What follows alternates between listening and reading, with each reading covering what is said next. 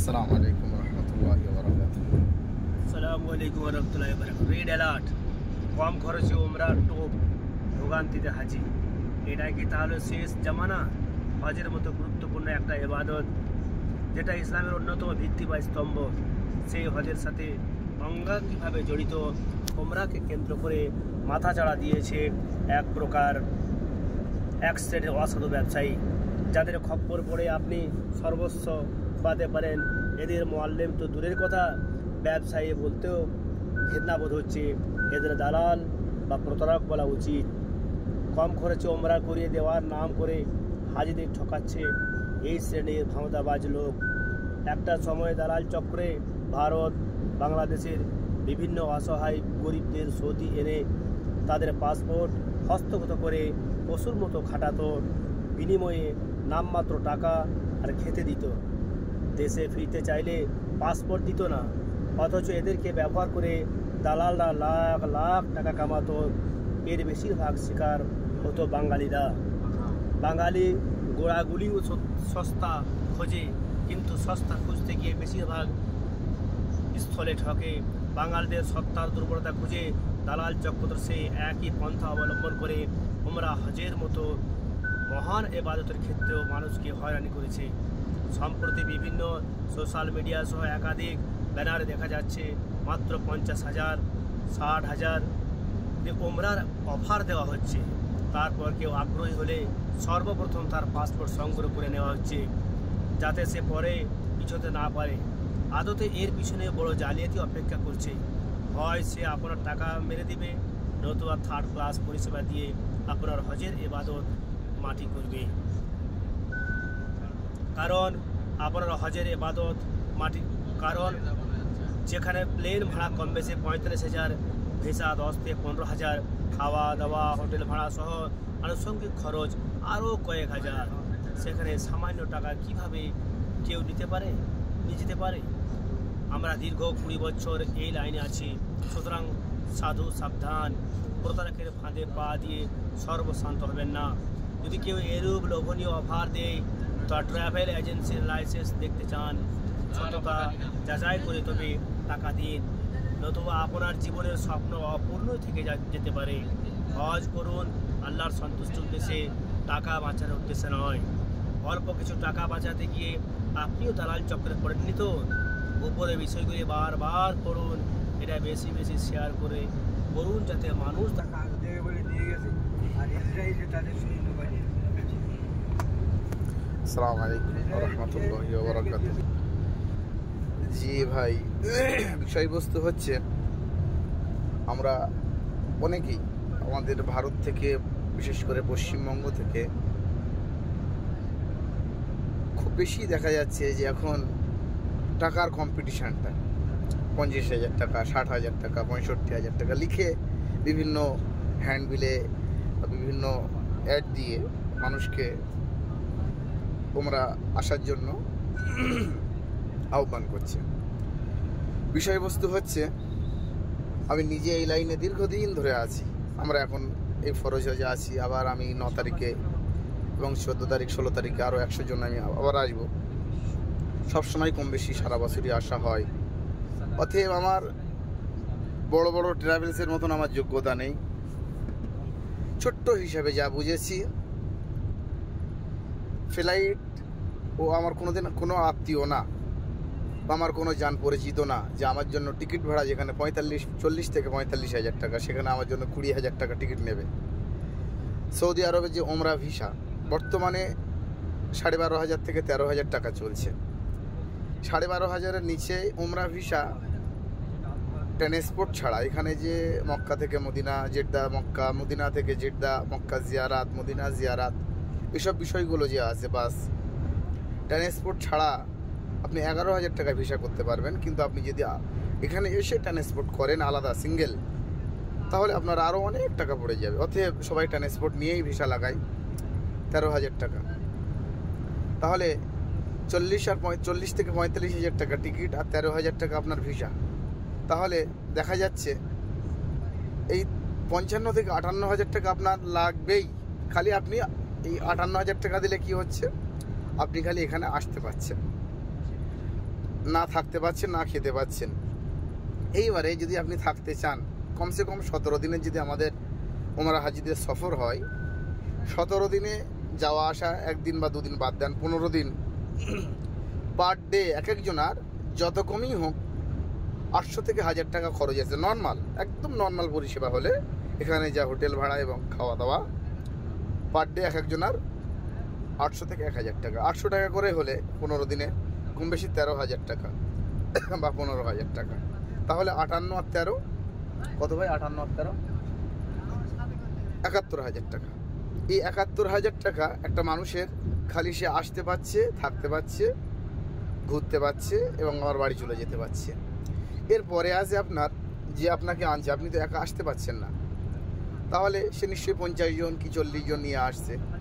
সে যখন আসছে এখানে, সে তো নিজের টাকা বহন করে আসবে না, সে আপনাদেরকে গাইডম্যান হিসাবে, আপনার মোয়াল্লেম হিসাবে সে এখানে আসবে। এখানে আপনার মোয়াল্লেম হিসেবে আসলে তাহলে তার একটা খরচ তার আছে, তারও কম বেশি 70,000 টাকা খরচ। যদি 50 জন নিয়ে আসে তাহলে 1,500 টাকা করে।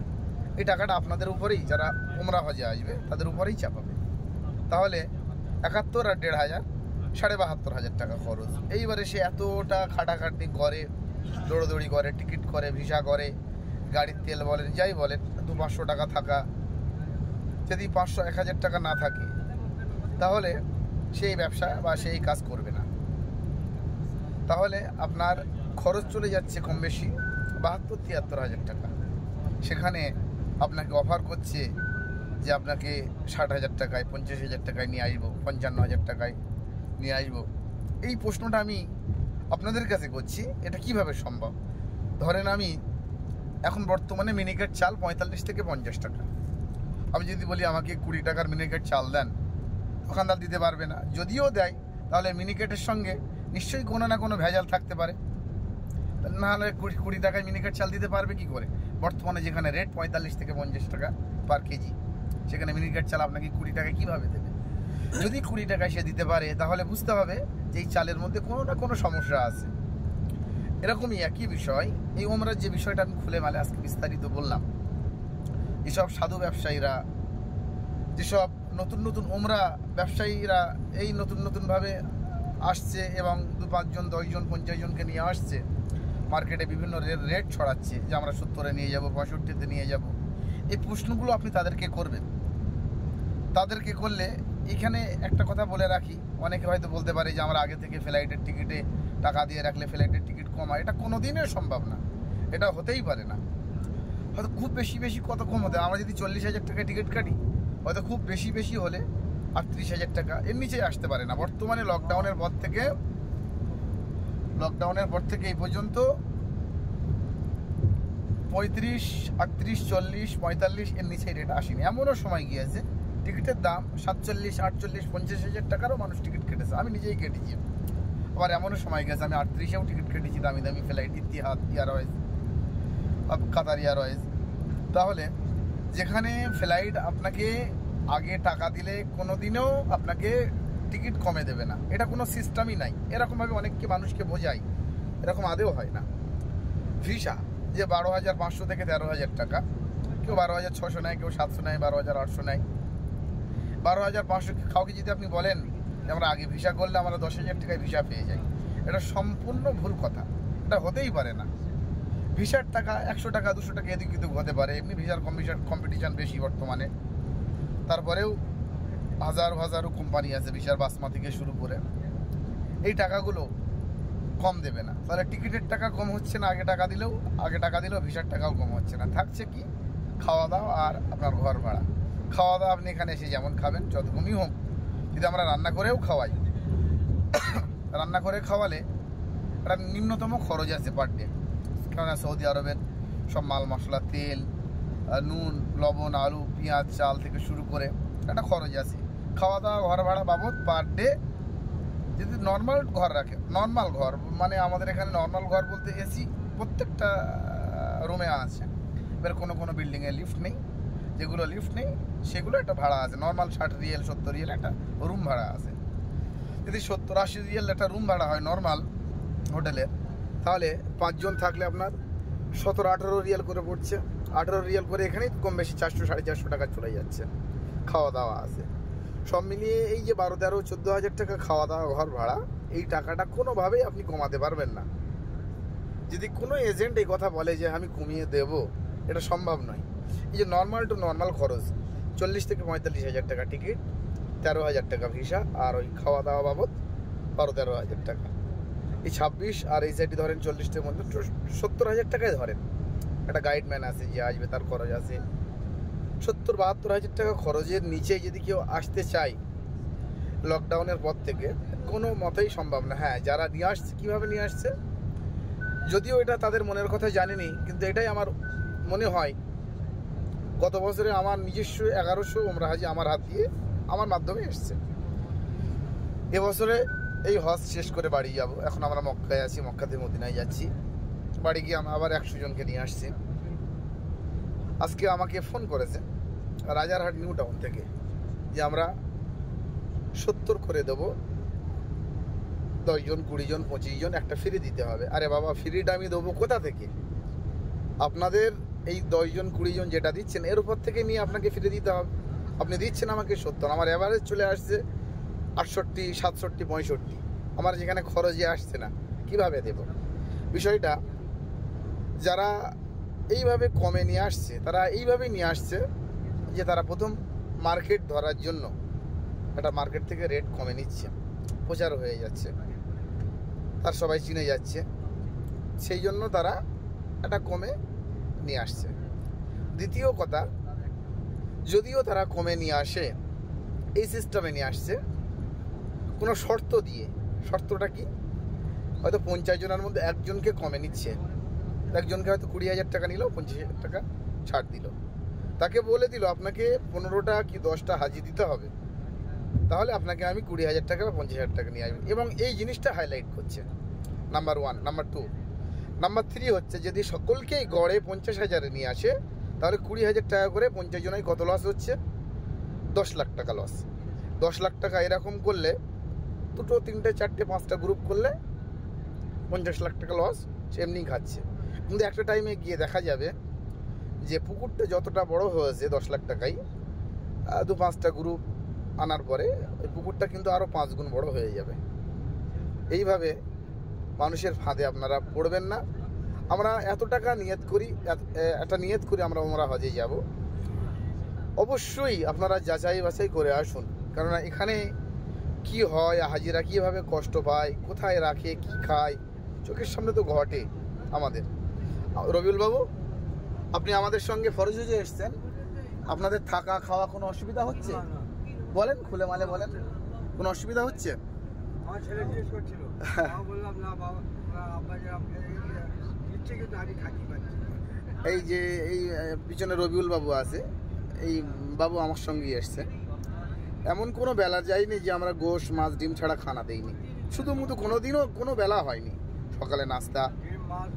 মানে হাজিরা বলতে চাচ্ছে যে আমাদের একটু ডাল আলু চানা হলে ভালো হয়, কিন্তু এটা নিজের বিবেকের কাছে খারাপ লাগে বলে দেওয়া হয় না। তারপরেও এমন ট্রাভেলস এজেন্ট আছে, তারা খাওয়া দাওয়ার এমন কষ্ট দেয় সেগুলো মুখে বলার মতো না। এবং সবথেকে বড় কথা, রাখে ওমরা হজে এনে পাহাড়ের উপরে রাখলো, যেখানে আপনার উঠতে একটা কষ্ট। সেখানে আমরা কোনোদিনও এরকম দেশে আমরা উঠিনি, অভ্যাস নেই। এখানে আসলে সে একটা পেরেশানিতে পড়তে হয় আমাদের। তা এরকম বিভিন্ন বিষয় আছে, আভ্যন্তরীণ আরও অনেক বিষয় আছে। আপনাদেরকে একটা কথাই বলবো, আপনারা যেখানে 70,000 65,000 দিয়ে নিয়ত করতে পারছেন ওমরা হজে যাব, আমি বলবো যে আরও 10,000 টাকা বেশি, 75, 80, 85, 90 বিভিন্ন রকম রেট। বিভিন্ন যারা কোয়ালিটি মেনটেন করে তারা রেট কমায় না কখনো, আর যারা উল্টো পাল্টা করে, ভুজুং ভাজুং দেয়, তারা বিভিন্ন 60, 65-তে নিয়ে আসে। বিভিন্ন সমস্যায় দেখা যায় এখানে।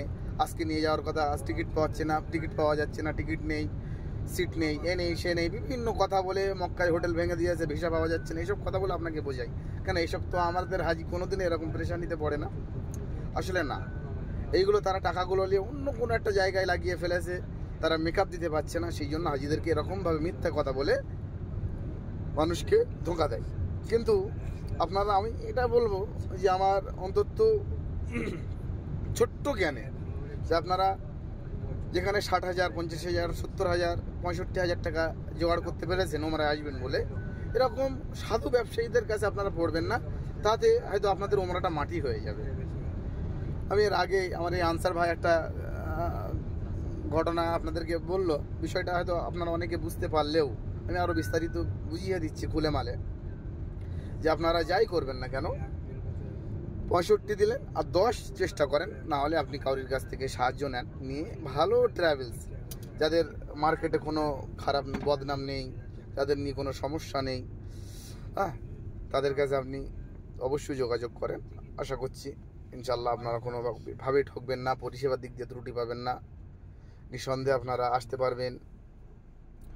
দোয়া করবেন আল্লাহ যেন সকলকে বোঝার তৌফিক দান করে, এবং এই যে সাধু ব্যবসায়ীদের যেন ফাঁদে না পড়ে। আল্লাহ সকলকে হেফাজত করে। আমিন, আল্লাহুম্মা আমিন। ওয়া আখিরু দাওয়ানা আনিল হামদুলিল্লাহি রাব্বিল আলামিন।